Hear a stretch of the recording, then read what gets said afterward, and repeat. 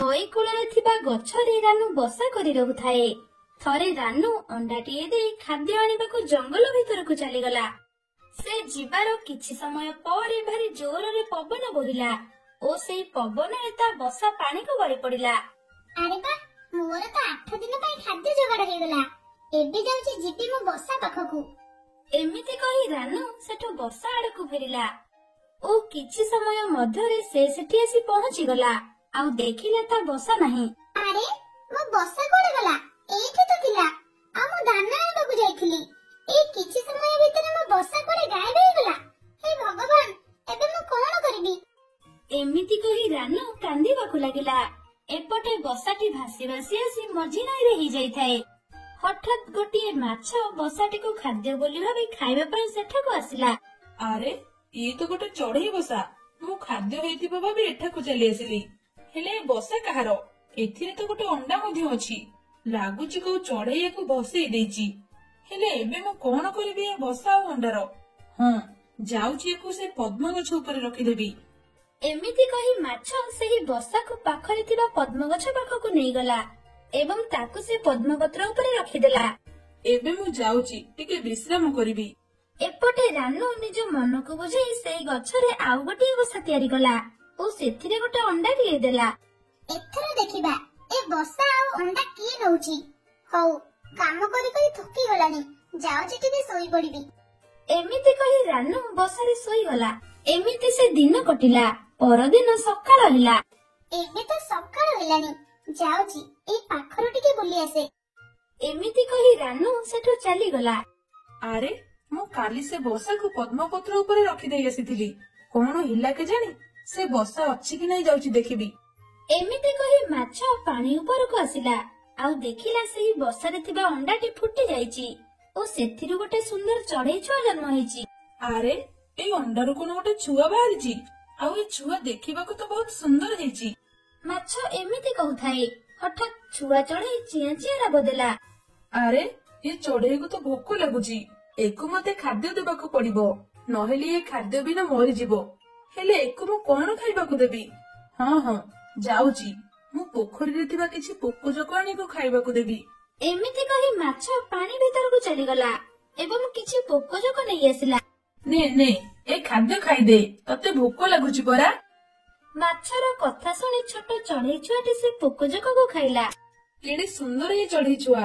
କାହାର ଏ ଛୁଆ ହେଇଥିବ କେଜାଣି? ଯାହାର ବି ଏ ଛୁଆ ହେଇଥିବ ସେ ବି ୟା ପରି ବହୁତ ସୁନ୍ଦର ହେଇଥିବ। ହଉ, ଏ ଯାହାର ବି ଛୁଆ ହେଉ, ମୁଁ ୟାର ଯତ୍ନ ନେବି ଆଉ ଏକୁ ବଡ କରିବି। ଏମିତି କିଛି ଦିନ ବିତିଗଲା। ରାନୁର ମଧ୍ୟ ଗୋଟେ ଛୁଆ ହେଲା। ରାନୁ ତାର ବହୁତ ଯତ୍ନ ନେଉଥାଏ। ଧୀରେ ଧୀରେ ସମୟ ବିତି ଚାଲିଲା। ହେଲେ ମାଛର ଚିନ୍ତା ବଢିବାକୁ ଲାଗିଲା। କାହିଁକି ନା ସେ ଛୁଆକୁ ଖାଇବା ଓ କଥାବାର୍ତ୍ତା ତ ଶିଖେଇ ଦେଇଥିଲା, ହେଲେ ତାକୁ ଉଡିବା ଶିଖେଇ ପାରୁନଥିଲା। ଝିଅ, କଣ କରିବା କହିଲୁ? ତୁ ତ ସବୁ ଶିଖିଗଲୁ, ହେଲେ ଉଡିବା ଶିଖି ପାରିଲୁନି। କେମିତି ଯେ ତତେ ଉଡିବା ଶିଖେଇବି ତା ମୁଁ ଜାଣିପାରୁନି। ମା, ତମେ ଗୋଟେ କାମ କର। ଅନ୍ୟ ଚଢେଇ ମାନଙ୍କ ମଧ୍ୟରୁ କାହାକୁ ଗୋଟେ ସାହାଯ୍ୟ ମାଗ। କାଳେ ସେଇ ମତେ ଉଡିବା ଶିଖେଇବା ପାଇଁ ରାଜି ହେଇଯିବ। ମା, ତମେ ଗୋଟେ କାମ କର। ଅନ୍ୟ ଚଢେଇ ମାନଙ୍କ ମଧ୍ୟରୁ କାହାକୁ ଗୋଟେ ସାହାଯ୍ୟ ମାଗ। ହଁ ଝିଅ, ତୁ ଠିକ କହୁଛୁ। ମୁଁ ଯାଉଛି ଦେଖିବି, କାଳେ କୋଉ ଚଢେଇ ନଈ କୂଳରୁ ପାଣି ପିଉଥିବ। ମୁଁ ତାକୁ ସାହାଯ୍ୟ ମାଗିଦେବି। ଏମିତି କହି ମାଛ ନଈ କୂଳକୁ ଚାଲିଲା। କିଛି ସମୟ ପରେ ସେ ସେଠି ପହଞ୍ଚି କାଳିକାଙ୍କୁ ଦେଖିଲା। ଚଢେଇ ଭଉଣୀ, ତମେ ଏଠି କଣ କରୁଛ? ମୁଁ ଏଠି ବସିଛି ପରା, ତତେ କଣ ଦେଖାଯାଉନି? ଭଉଣୀ, ମତେ ତୁମର ଗୋଟେ ସାହାଯ୍ୟ ଦରକାର। ତମେ ମତେ ଟିକେ ସାହାଯ୍ୟ କରିବ କି? କଣ ସାହାଯ୍ୟ ଦରକାର? ମୋର ଗୋଟେ ଚଢେଇ ଝିଅ ଅଛି, ତାକୁ ଟିକେ ତମେ ଉଡା ଶିଖେଇ ଦବ? ତୁ ପାଗଳ କି? ତୁ ତ ଗୋଟେ ମାଛ, ଆଉ ତୋର ପୁଣି ଗୋଟେ ଚଢେଇ ଝିଅ ଅଛି? ନାଇଁ ଭଉଣୀ, ମୁଁ ସତ କହୁଛି, ମୋର ଗୋଟେ ଚଢେଇ ଝିଅ ଅଛି। ତମେ ଟିକେ ମତେ ସାହାଯ୍ୟ କର।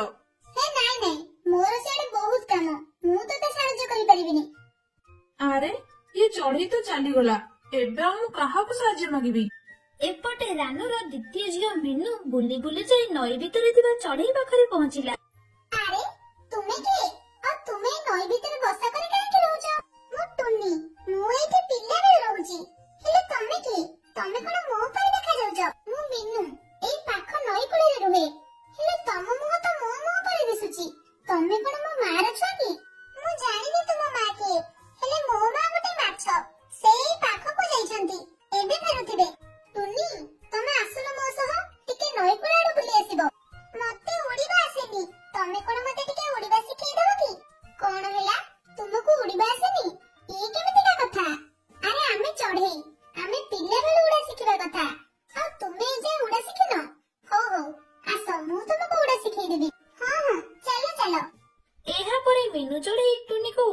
ଉଡିବାକୁ ଲାଗିଲା ଓ କିଛି ସମୟ ପରେ ଟୁନି ଉଡା ଶିଖିଗଲା।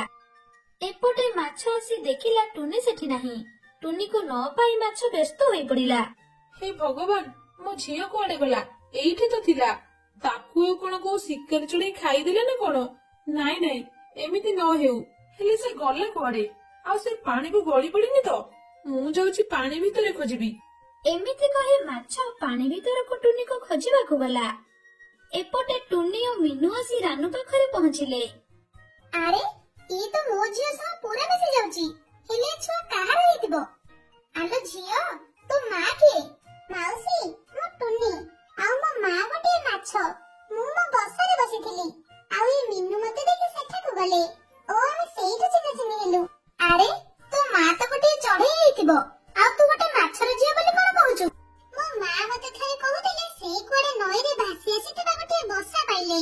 ଆଉ ସେ ବସା ଭିତରେ ଗୋଟିଏ ଅଣ୍ଡା ମଧ୍ୟ ଥିଲା। ସେଇ ଅଣ୍ଡା ଭିତରେ ମୁଁ ଜନ୍ମ ନେଇଥିଲି। ଟୁନିର ଏମିତି କଥା ଶୁଣି ରାନୁର ପଛ କଥା ମନେ ପଡିଲା।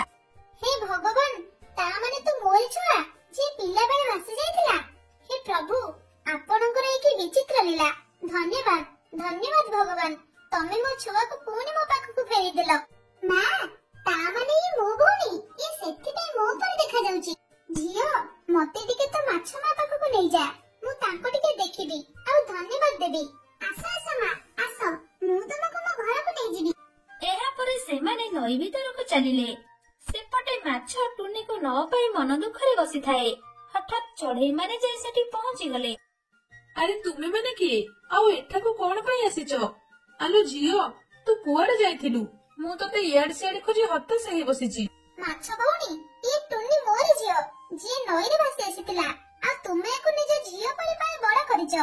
ଓ ଏମିତି କଥା। ହେଲେ ତମେ ୟାକୁ ନଈରେ ଭସେଇଥିଲ କଣ ପାଇଁ? ମୁଁ ଭସେଇନି, ମୋ ବସା ଦୁର୍ବଳ ଥିଲା। ଆଉ ସେ ପବନ ବହିବାରୁ ଗଳି ପଡି ନଈରେ ଭାସି ଯାଇଥିଲା। ଆଉ ମୁଁ ଖାଦ୍ୟ ନେଇ ଫେରି ଦେଖିଲି ଯେ ମୋ ଅଣ୍ଡା ଆଉ ମୋ ବସା ନାହିଁ। ମୁଁ ବହୁତ କାନ୍ଦିଲି। ଯାହା ହେଉ, ମୋ ଝିଅକୁ ମୁଁ ପାଇଗଲି। ଭଲ ହେଲା।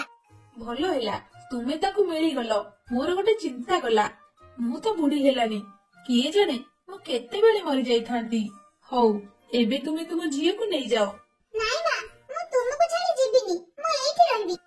କିଛି କଥା ନାହିଁ ରେ ମା, ତୁ ଏଇଠି ରହ। ଯଦି କେବେ ତୋର କିଛି ଅସୁବିଧା ହୁଏ ତୁ ଆମ ପାଖକୁ ଚାଲିଯିବୁ, ହେଲା? ହଁ ହଁ ମା, ତମେ ଠିକ କହିଛ। ହେଲେ ମା, ତମେ ଏବେ ଯାଅ। ମୁଁ ମୋ ଭଉଣୀ ପାଖରେ କିଛି ଦିନ ରହିବି। ହଉ ଠିକ ଅଛି, ଦୁଇ ଭଉଣୀ ଯାକ ଥାଅ, ମୁଁ ଯାଉଛି। ଆରେ ଚଢେଇ ଭଉଣୀ, ତମେ ଆଉ ଏକୁଟିଆ କାହିଁକି ଯିବ? ଏଇଠି କିଛି ଦିନ ରୁହ। ହଉ ଠିକ ଅଛି, ଯାହା ତୁମମାନଙ୍କର ଇଚ୍ଛା। ଏହାପରେ ସେମାନେ ସେଇଠି ରହିଲେ ଓ ବହୁତ